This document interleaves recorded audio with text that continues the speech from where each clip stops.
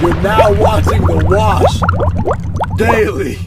Today in news, more drama with the Weedmaps saga. So what's happening is the feds are asking Weedmaps for all their records, and they want to see if Weedmaps was helping so-called black market cannabis companies advertise on their website.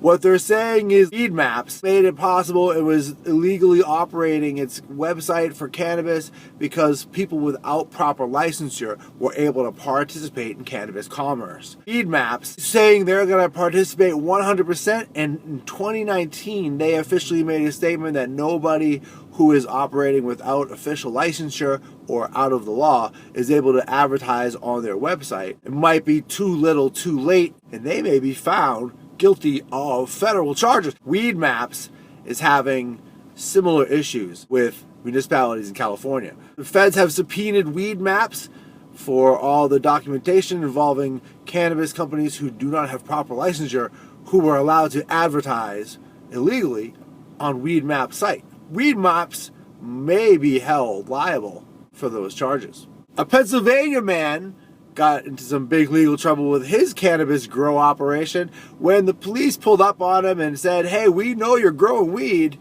He said, "I'll show you what I'm doing," and he showed them what he was doing. They proceeded to charge him with the crime. He wasn't arrested at the scene. Instead, he was given a summons to come to court. He will be facing some serious time if convicted. His mistake was talking and incriminating himself.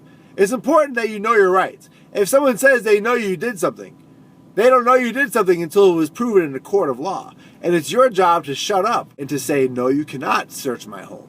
And ask, "Am I being charged with a crime?" And if you're not being charged with a crime, ask if you're free to leave. Somebody apparently snitched on him and told the police what he was doing. Maybe the police were spying on him. You can't be too careful today, and know your rights. And don't tell on yourself.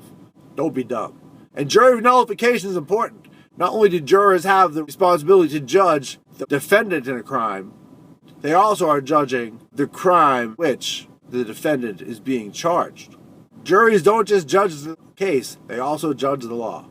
Good news for cannabis companies suffering from the COVID-19 crisis. State representatives are starting to put forth legislation that seeks to cover these companies for losses they will incur during the COVID-19 pandemic, and the preparations that are being taken on a state-by-state basis for the situation.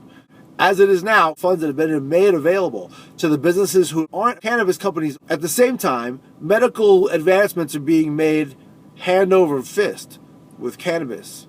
And so it's ridiculous that the companies aren't able to participate in this program because cannabis is still scheduled a Class 1 substance, which means it doesn't have medicinal purpose.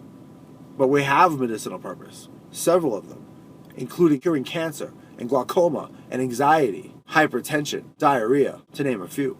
It's wrong and immoral what they're doing. Nancy Pelosi's putting out a trash bill designed to fool you into thinking she's helping out small cannabis companies.